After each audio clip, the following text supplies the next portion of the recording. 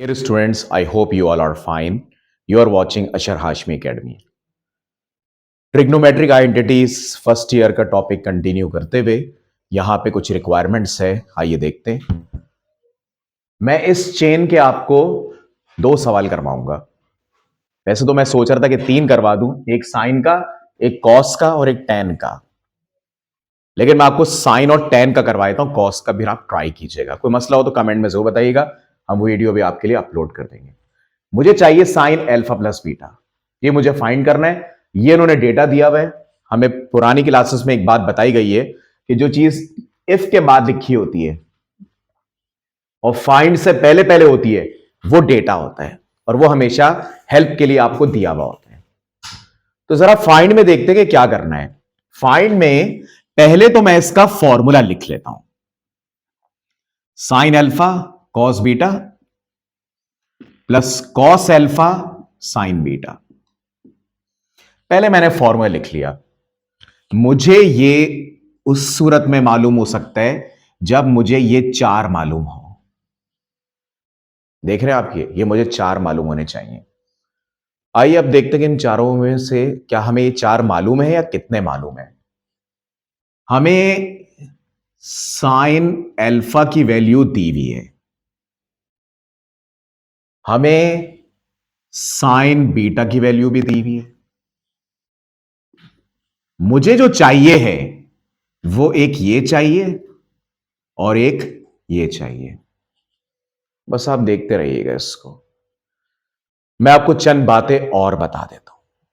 इन्होंने यहां पे कुछ आगे रिमार्क्स दिए हैं कि pi by 2 less than alpha less than pi. जरा इसको पहले हम डिग्री में कन्वर्ट करते हैं, फिर देखते हैं क्या करना है। सवाल को गौर से देख लें, जिस तरह मैंने शुरू किया है आपको वैसे ही करना है। ये होता है 90 डिग्री और ये होता है 180 डिग्री। इसी तरह ये होगा 90 डिग्री और ये होगा 180 डिग्री, ये हम जानते हैं। अब एक काम करते हैं, ठीक है, मैंने इसको उसमें चेंज कर दिया। अब जरा सवाल पे इन दोनों का पता लगाते हैं, क्योंकि ये और ये पता है, उसके बाद मैं आपको उसकी बात बताऊंगा। और से देखिए, देखें कॉस बीटा पहले निकाल लेते हैं। कॉस बीटा के लिए ये बीटा है तो मैं इसमें से बीटा वाला हिस्सा ले लेता हूं। साइन बीटा कॉस बीटा, इनका कॉम्बिनेशन बनाता हूं ताकि मुझे कॉस बीटा मालूम हो जाए। वैसे एक बड़ा मशहूर फॉर्मूला है, वो मैं आपको बता देता हूं। Sine square beta plus cos square beta is equal to 1।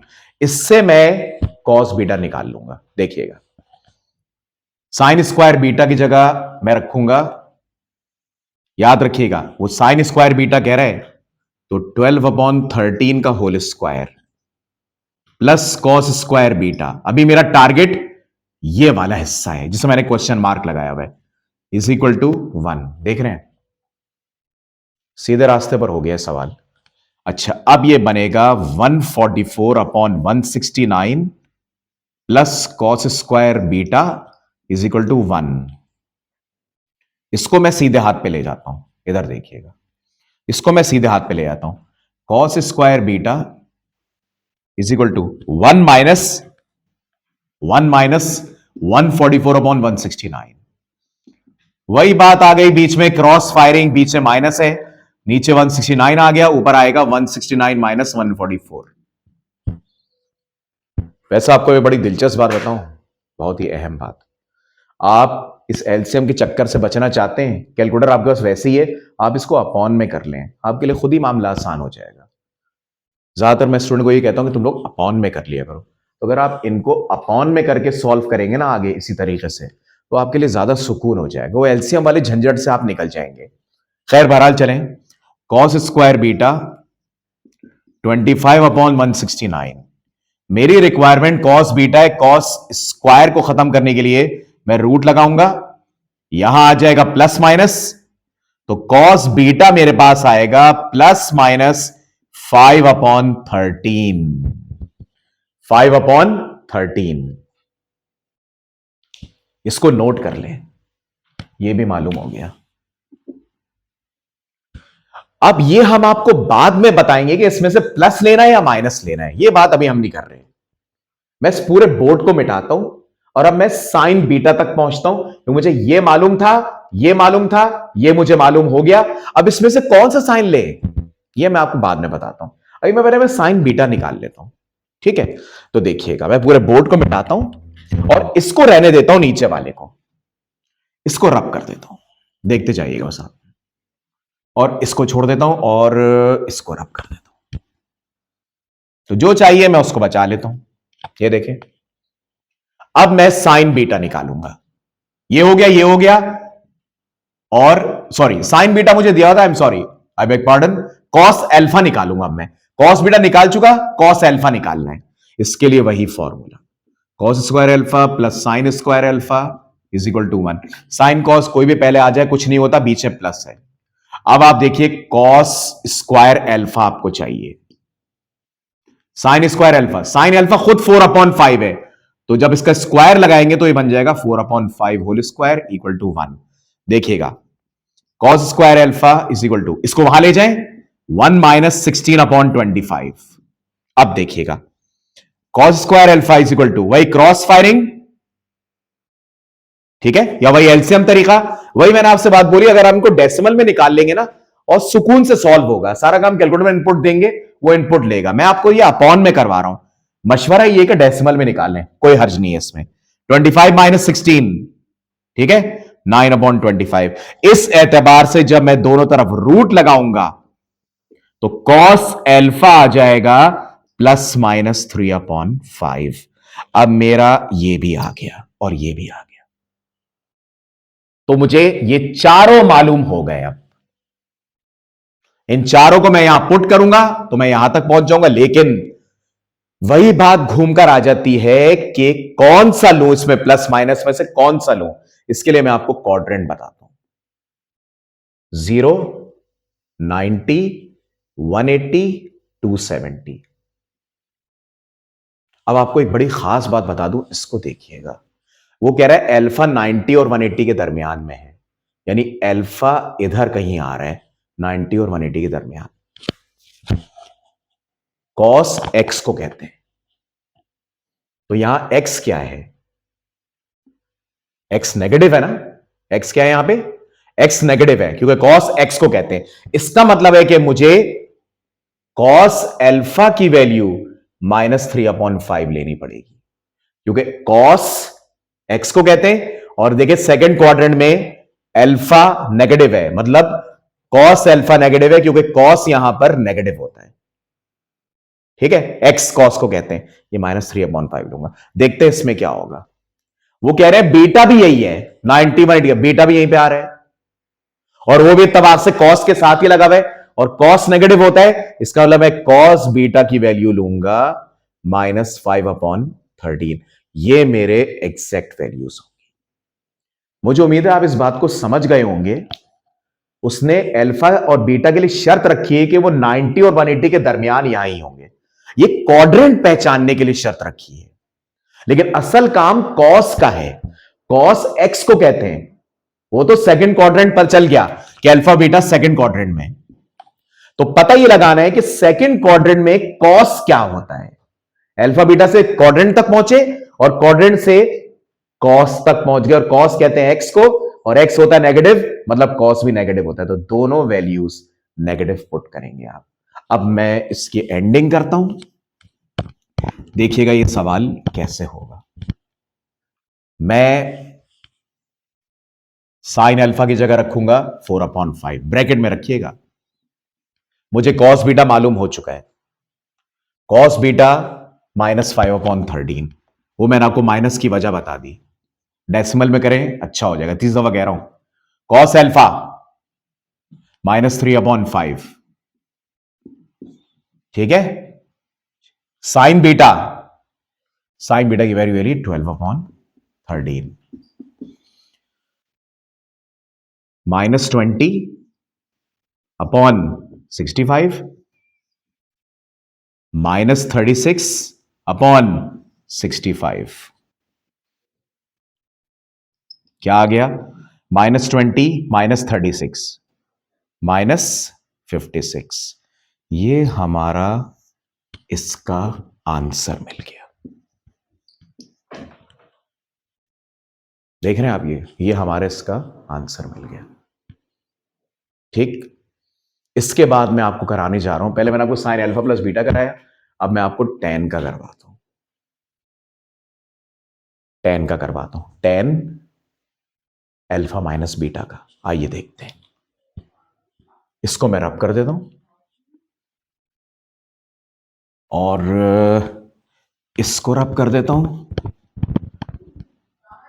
इसके अलावा इस सवाल को रब कर देता हूं। देखते जाइएगा, अब मैं आपको करवाने जा रहा हूं ये टेन अल्फा माइनस बीटा।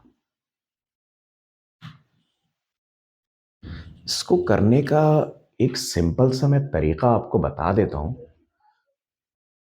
तरीका दो हैं या मोर देन टू हैं। आइडियल तरीका आपको बताऊं, आइडियल तरीका यह है कि आप या तो इसका फॉर्मूला लगा दें। ठीक है, देखिएगा method number one, method one देखिएगा, कोई सा भी फॉलो कर लें, आपकी मर्जी है। इसका फॉर्मूला लगा लें, tan alpha minus tan beta upon one plus tan alpha tan beta. देख रहे हैं, tan alpha minus tan beta one plus tan alpha tan beta, ये इसका फॉर्मूला, ये मेथड नंबर वन बता रहा हूं मैं आपको। अब एक इसमें बड़ी इंपॉर्टेंट बात आपको बता दूं, इसमें आपको यूज करना पड़ेगा one plus tan square theta is equal to sec square theta. क्या यूज करना पड़ेगा, ये देखिएगा, मैं दिखा देता हूं आपको। One plus tan square theta is equal to sec square theta, वो अल्फा बीटा की शक्ल में वैसे ही आ जाएगा। यहां से मैं इस वन को उधर भेजूंगा, सेक को वन अपॉन कॉस बनाऊंगा, और फिर कॉस निकालना पड़ जाएगा। कॉस वैसे मेरे पास दिया हुआ है, मैं आपको इसका दूसरा तरीका बताऊं, ये देखिएगा, ये मेथड नंबर वन है कि वन को उधर भेज दें, ठीक है, वो बन जाएगा sec square theta minus one. Sec square को वन अपॉन कॉस स्क्वायर बना लें, फिर एलसीएम से मल्टीप्लाई करें, फिर ये वाली वैल्यूज रख दें। एक और तरीका देखिएगा, मेथड नंबर टू, मैं इसको नहीं करवा रहा इससे, मैं आपको मेथड नंबर टू बता देता हूं। मेरे नजदीक शायद वो आसान है, क्योंकि आपको सवाल में साइन की और कॉस की वैल्यू पता चल चुकी है, तो ये पूरा एंगल है।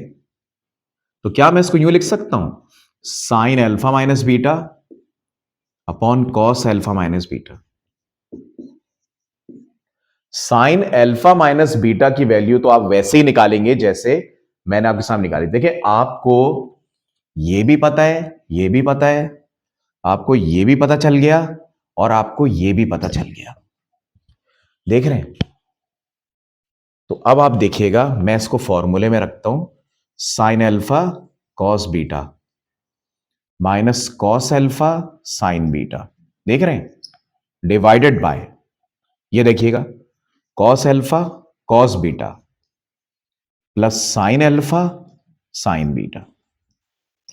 मैंने इसको बड़े सुकून से फॉर्मूले में कन्वर्ट कर दिया। मैं जो आपको मेथड नंबर वन बता रहा था ना, वो बहुत कॉम्प्लिकेटेड था। This is the ideal choice, कि अगर ये थीटा है तो ये sine theta upon cos theta हो गया। मुझे देखिए, इन सब की वैल्यूज पता है, ये देख रहे हैं, एक दो तीन चार, इन चारों की वैल्यूज मुझे पता है, और अगर मैं इसको डेसिमल में कर दूंगा तो क्या ही बात है। ठीक है, चले आपको करके दिखाते हैं आगे। ये देखिएगा, इसको हटा दें, बस ये मैंने चार वैल्यूज की वैसे यहां पे लिख दिया है। साइन अल्फा की जगह कौन आएगा, 4/5। देखिएगा कितना मामला आसान हो गया, कि साइन कॉस में बदल दें, सीधा रास्ता बन जाएगा, सारी वैल्यूज आपको पता थी।